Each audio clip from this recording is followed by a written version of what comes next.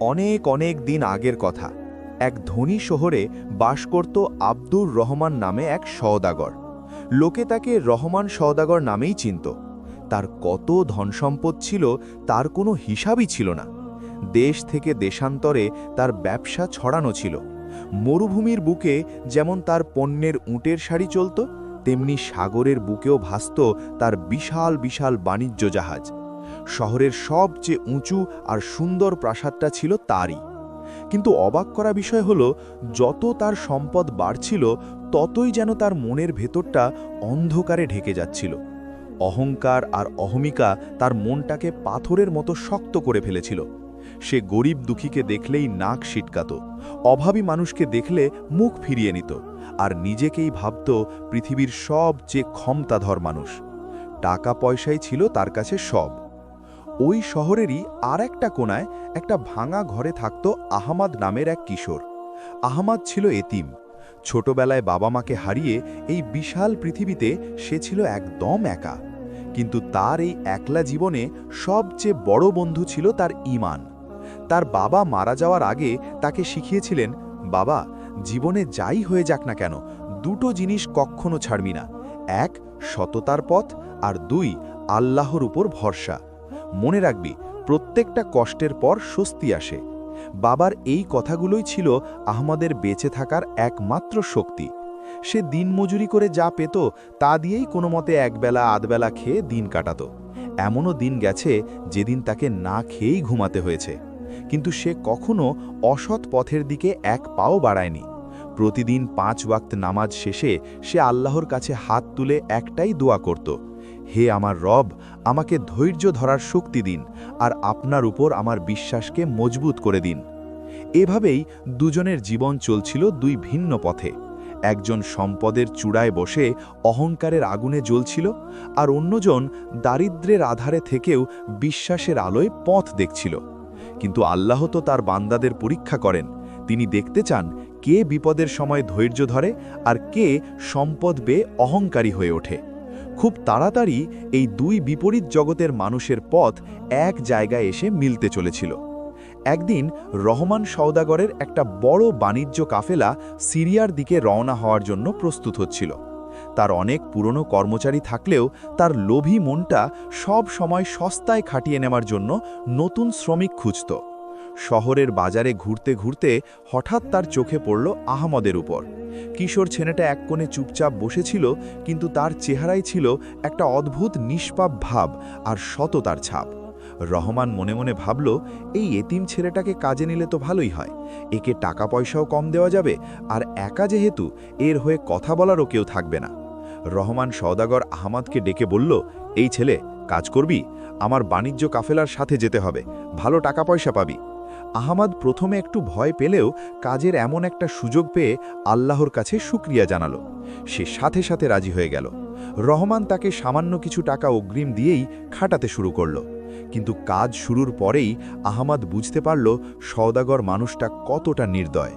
দিনের পর দিন তাকে দিয়ে পশুর মতো খাটানো হতো, কিন্তু খাবার দেওয়া হতো সবার শেষে, যা বেঁচে যেত শুধু সেটুকুই। সামান্য কোনো ভুল হলেই জুটত অকথ্য গালাগাল আর অপমান। আহমদ নীরবে সব কিছু সহ্য করত, আর রাতের অন্ধকারে আল্লাহর কাছে সবর করার শক্তি চাইত। এদিকে রহমানের মাথায় একটা নোংরা পরিকল্পনা ঘুরপাক খেতে শুরু করে। সে লোকমুখে আহমদের সততার প্রশংসা শুনেছিল, আর এই প্রশংসাটাই তার অহংকারী মনে হিংসার আগুন জ্বালিয়ে দিয়েছিল। সে ঠিক করল, এই এতিম ছেলের সততার মুখোশ সবার সামনে খুলে দেবে। সে সবাইকে দেখিয়ে দেবে যে এই দুনিয়ায় টাকার কাছে সবাই হেরে যায়, সততা ফততা বলে আসলে কিচ্ছু নেই।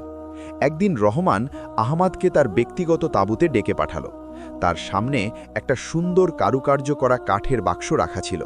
রহমান সেই বাক্সের তালা খুলে দেখালো, ভেতরে সারি বাঁধে 1000 সোনার মোহর সাজানো।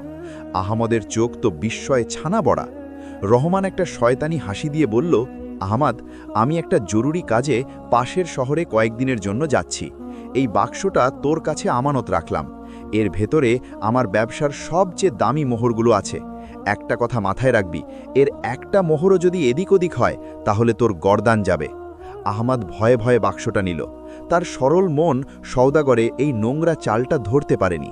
সে শুধু জানত আমানতের খিয়ানত করা মহাপাপ। সে বাক্সটা নিজের কাছে খুব যত্ন করে রেখে দিল। কিন্তু রহমান সওদাগর আসলে কোথাও যায়নি। সে গোপনে ওখানেই লুকিয়ে রইল, আর আহমাদকে চোখে চোখে রাখার জন্য দুজন গুপ্তচর লাগিয়ে দিল। তার পরিকল্পনা পরিষ্কার ছিল, আহমাদ এতগুলো মোহর একসাথে দেখে নির্ঘাত লোভে পড়বে। সে হয় পালানোর চেষ্টা করবে, না হলে কিছু মোহর সরিয়ে ফেলবে, আর ঠিক তখনই তাকে হাতে নাতে ধরে চোর প্রমাণ করা হবে।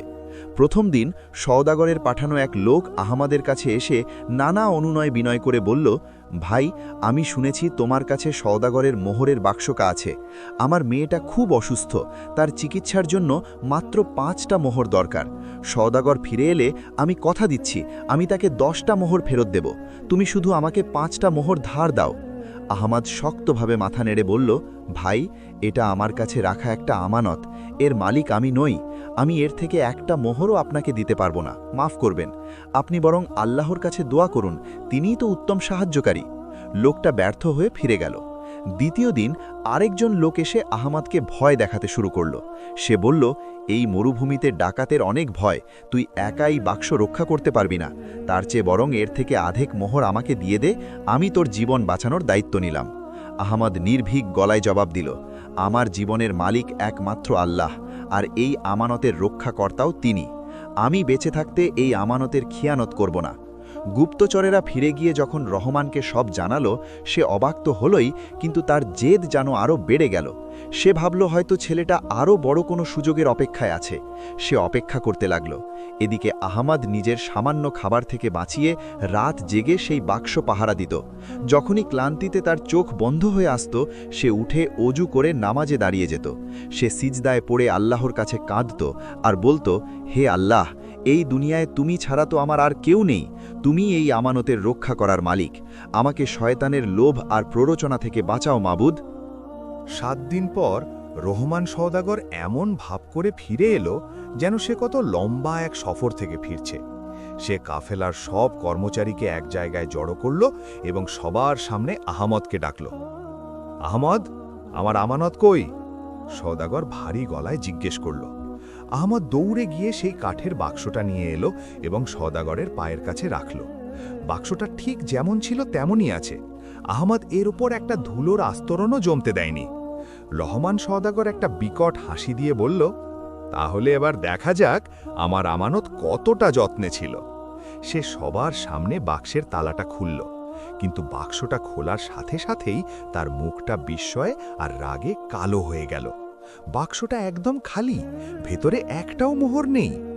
কর্মচারীদের মধ্যে সাথে সাথে কানাঘুষো শুরু হয়ে গেল। আহমদ নিজেও হতভম্ব। সে কাঁপতে কাঁপতে বলল, সওদাগর সাহেব, আল্লাহর কসম, আমি কিচ্ছু জানি না মোহর কোথায় গেল। আল্লাহর কসম, আমি এক মুহূর্তের জন্য বাক্সটা কাজ ছাড়া করিনি। রহমান সওদাগর একটা বিজয়ীর হাসি হেসে চিৎকার করে উঠল, চোর, মিথ্যাবাদী! আমি আগেই জানতাম এতিমের রক্তে সব সময় বেঈমানি থাকে। তুই আমার সব মোহর চুরি করেছিস। এক্ষুনি স্বীকার কর, মোহর কোথায় লুকিয়ে রেখেছিস। এই কথা বলেই সে নিজেই আহমদের জামার ভেতরে হাত ঢুকিয়ে দিল এবং আগে থেকে লুকিয়ে রাখা একটা সোনার মোহরের থলে বের করে আনল, যেটাতে 10টা মোহর ছিল। সে থলেটা সবার সামনে তুলে ধরে বলল, এই দেখো সবাই, এই চোরের চালাকি দেখো। সে আমার 1000 মোহর চুরি করে মাত্র 10টা মোহর এখানে রেখে দিয়েছে, যাতে ওকে কেউ সন্দেহ না করে। আসলে এই পুরো ঘটনাই ছিল রহমানের সাজানো একটা নাটক। সে আগের রাতেই এক গুপ্তচরকে দিয়ে বাক্স থেকে মোহরগুলো সরিয়ে ফেলেছিল এবং আহমাদের অজান্তেই তার কাপড়ের মধ্যে মোহরের ছোট থলেটা রেখে দিয়েছিল। বেচারা আহমাদ কিছুই বুঝতে পারল না। সে চিৎকার করে বলতে লাগল, আল্লাহর কসম, আমি চুরি করিনি। এটা আমার বিরুদ্ধে একটা ষড়যন্ত্র। আল্লাহ সব দেখছেন।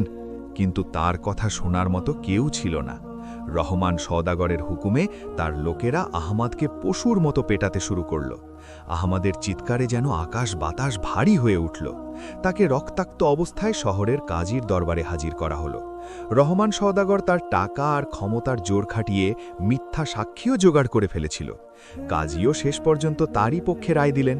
চুরির শাস্তি হিসাবে আহমদকে সেই গ্রাম থেকে বের করে দেওয়ার হুকুম দেওয়া হলো। গ্রামের যে মানুষগুলো একদিন আহমদের সততার প্রশংসা করত, তারাও আজ তাকে ছি ছি করছে। রক্তাক্ত অপমানিত আহমদকে সবাই মিলে টেনে হিঁচড়ে গ্রামের বাইরে ফেলে দিয়ে এলো। আহমদ অসহায়ভাবে আকাশের দিকে তাকালো। তার মুখ দিয়ে কোনো কথা বেরোচ্ছিল না, শুধু চোখ দিয়ে অঝরে জল গড়িয়ে পড়ছিল। তার মনে বারবার তার বাবার বলা কথাটা বাজছিল, আল্লাহর উপর ভরসা হারাস না।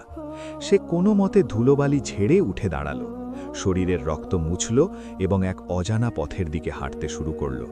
তার কাছে তখন আর কিছুই ছিল না, ছিল শুধু বুকের ভেতরে থাকা অটুট বিশ্বাস। সে জানত মানুষের আদালত তাকে দোষী বললেও আল্লাহর আদালতে সে নির্দোষ, আর আল্লাহর বিচার একদিন হবেই। গ্রাম থেকে বিতাড়িত হয়ে আহমদ মাইলের পর মাইল হাঁটতে লাগল। ক্ষুধা, তৃষ্ণা আর শরীরের যন্ত্রণায় সে প্রায় ভেঙে পড়েছিল, কিন্তু ভূষিতভাবে তার মনটা ছিল একদম শান্ত। হাঁটতে হাঁটতে সে এক বিশাল মরুভূমির মাঝে এসে পৌঁছল। গরমে যখন তার প্রাণ প্রায় যায় অবস্থা, তখন সে দেখল দূরে এক কাফেলা যাত্রা বিরতি করেছে। আহমদ কোনো মতে টলটল করে সেখানে পৌঁছল এবং একটু পানির জন্য অনুরোধ করল। সেই কাফেলার মালিক ছিলেন এক বৃদ্ধ এবং অত্যন্ত জ্ঞানী সওদাগর, নাম তার হাশেম। তিনি আহমদের রক্তাক্ত চেহারা আর করুণ অবস্থা দেখে খুব মায়া করলেন। তিনি তাকে পেট ভরে খাবার ও পানি দিলেন এবং তার কাছ থেকে সব কথা মন দিয়ে শুনলেন। আহমদের সরল চোখের দিকে তাকিয়ে আর তার দুঃখের কাহিনী শুনে হাশেম সওদাগরের বুঝতে এক মুহূর্তেও দেরি হল না যে এই ছেলে নির্দোষ আর এক গভীর ষড়যন্ত্রের শিকার। তিনি আহমদকে বললেন, বাবা, তোমার চোখে আমি সততার আলো দেখতে পাচ্ছি। আমার কোনো ছেলে মেয়ে নেই। তুমি যদি চাও আমার সাথে আমার শহরে যেতে পারো এবং আমার হয়ে কাজ করতে পারো। আহমদ কৃতজ্ঞতায় কেঁদে ফেলল। সে হাশেম সওদাগরের প্রস্তাবে রাজি হয়ে গেল। নতুন শহরে এসে আহমদ তার সততা, কঠোর পরিশ্রম আর বুদ্ধিমত্তা দিয়ে খুব তাড়াতাড়ি হাশেম সওদাগরের মন জয় করে নিল। হাশেমও তাকে নিজের ছেলের মতোই ভালোবাসতে শুরু করলেন। তিনি তাকে ব্যবসার সমস্ত খুঁটিনাটি শিখিয়ে দিলেন। দেখতে দেখতে বেশ কয়েক বছর কেটে গেল। আহমদের সততা আর আল্লাহর রহমতে হাশেম সওদাগরের ব্যবসা বহুগুণে বেড়ে গেল। মৃত্যুর আগে হাশেম সওদাগর তার সমস্ত সম্পত্তি আহমদের নামে লিখে দিয়ে যান। যে এতিম বালককে একদিন চুরির অপবাদ দিয়ে গ্রাম থেকে বের করে দেওয়া হয়েছিল, আজ সেই নতুন শহরের সবচেয়ে ধনী এবং সম্মানিত সওদাগর। মানুষ তাকে সম্মানের সাথে বাদশাহ সওদাগর বলে ডাকে। কিন্তু এত সম্পদ পেয়েও আহমদের মনে এক ফোঁটা অহংকার আসেনি। সে তার সম্পদের একটা বড় অংশ গরিব, এতিম আর অসহায়দের জন্য খরচ করত। সে একটা বিশাল লঙ্গরখানা খুলেছিল, যেখান থেকে কোনো ক্ষুধার্ত মানুষ কোনো দিন খালি পেটে ফিরত না। অন্যদিকে রহমান সওদাগরের জীবনে আল্লাহর গজব নামতে শুরু করল। যে অহংকার ছিল তার সবচেয়ে বড় পরিচয়, সেই অহংকারই তার পতনের কারণ হয়ে দাঁড়াল। একদিন এক ভয়ঙ্কর সামুদ্রিক ঝড়ে তার সবচেয়ে বড় আর দামি জাহাজটি সাগরে ডুবে গেল। তার কিছুদিন পরেই তার সবচেয়ে বড় গুদামে আগুন লেগে সব মালপত্র পুড়ে ছাই হয়ে গেল। এখানেই শেষ নয়, যে ডাকাতদের সাথে সে একসময় হাত মিলিয়ে চলত, তারাই সুযোগ বুঝে তার বাণিজ্য কাফেলা লুট করে নিল। একের পর এক আঘাতে রহমান সওদাগর পথের ভিখারি হয়ে গেল। তার বিশাল প্রাসাদ বিক্রি হয়ে গেল, চাকর বাকরেরা সবাই তাকে ছেড়ে চলে গেল। যে শহরে একদিন তার নামে বাঘে গরুতে এক ঘাটে জল খেত, সেই শহরেই সে আজ একজন সাধারণ ভিক্ষুক। অহংকারের কি নির্মম পরিণতি! একদিন ক্ষুধার জ্বালায় ঘুরতে ঘুরতে রহমান এক অচেনা শহরে এসে হাজির হল। সে শুনল এই শহরের বাদশাহ সওদাগর নামে এক দয়ালু ব্যবসায়ী আছেন, যিনি রোজ হাজার হাজার গরিব মানুষকে খাওয়ান। রহমানও খাবারের আশায় সেই লঙ্গরখানার লাইনে গিয়ে দাঁড়াল। যখন তার পালা এলো, সে হাত পেতে খাবার চাইল। যে লোকটি নিজের হাতে খাবার তুলে দিচ্ছিলেন, তার মুখের দিকে তাকিয়ে রহমান সওদাগর যেন আকাশ থেকে পড়ল। এ তো সেই আহমদ, সেই এতিম বালক, যাকে সে একদিন মিথ্যে অপবাদ দিয়ে জীবনটা ধ্বংস করে দিতে চেয়েছিল। লজ্জা, ভয় আর অপমানে রহমান সেখানেই মাটিতে বসে পড়ল এবং হাউ মাউ করে কাঁদতে লাগল। আহমদ তাকে ঠিকই চিনতে পেরেছিল, কিন্তু তার মনে প্রতিশোধের কোনো আগুন ছিল না। সে নিচে বসে পরম মমতায় রহমানকে ধরে তুলল। রহমান কাঁদতে কাঁদতে বলল, আহমদ, আমাকে তুই ক্ষমা করে দে। আমি তোর উপর অনেক বড় জুলুম করেছি। আমি অহংকারে অন্ধ হয়ে গিয়েছিলাম। আজ আল্লাহ আমার সেই অহংকার ভেঙে দিয়েছেন এবং আমাকে আমার কর্মফল বুঝিয়ে দিয়েছেন। আহমদ একটা শান্ত হাসি দিয়ে বলল, চাচা, আমি তো আপনাকে সেদিনই ক্ষমা করে দিয়েছি, যেদিন আপনি আমাকে গ্রাম থেকে বের করে দিয়েছিলেন, কারণ আমি জানতাম আমার আল্লাহ আমার সাথে আছেন। তিনিই তো সবচেয়ে বড় পরিকল্পনাকারী। তিনি কাউকে তার প্রাপ্য থেকে বঞ্চিত করেন না, আবার কোনো জালিমকেও এমনি এমনি ছেড়ে দেন না। আহমদ এরপর রহমান সওদাগরের বাকি জীবনটা যেন আরাম আয়েশে কাটে তার সব ব্যবস্থা করে দিল। রহমান তার জীবনের শেষ দিনগুলো আল্লাহর ইবাদত করে আর নিজের ভুলের জন্য অনুতপ্ত হয়েই কাটিয়েছিল। এই গল্পটা আমাদের এটাই শেখায় যে এই দুনিয়ার জীবনটা আসলে একটা পরীক্ষা। সম্পদ পেয়ে কখনো অহংকারী হতে নেই, আবার বিপদে পড়েও ধৈর্য হারাতে নেই। সততা আর বিশ্বাসের পথটা হয়তো কঠিন, কিন্তু এর শেষটা সবসময়ই অনেক সুন্দর হয়। কারণ মানুষের পরিকল্পনা ভুল হতে পারে, কিন্তু আল্লাহর পরিকল্পনা কখনো ভুল হয় না।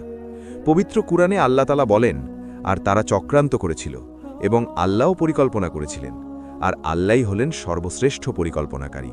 সূরা আলে ইমরান আয়াত 54। গল্পটি ভালো লাগলে একটা লাইক দিন আর শেয়ার করে অন্যদেরও এই শিক্ষণীয় বার্তাটি পৌঁছে দিন। আর কমেন্টে আমাদের অবশ্যই জানান এই গল্প থেকে আপনি কি শিখলেন। আল্লাহ আমাদের সবাইকে সততা আর ঈমানের সাথে জীবন কাটানোর তৌফিক দান করুন। আমিন।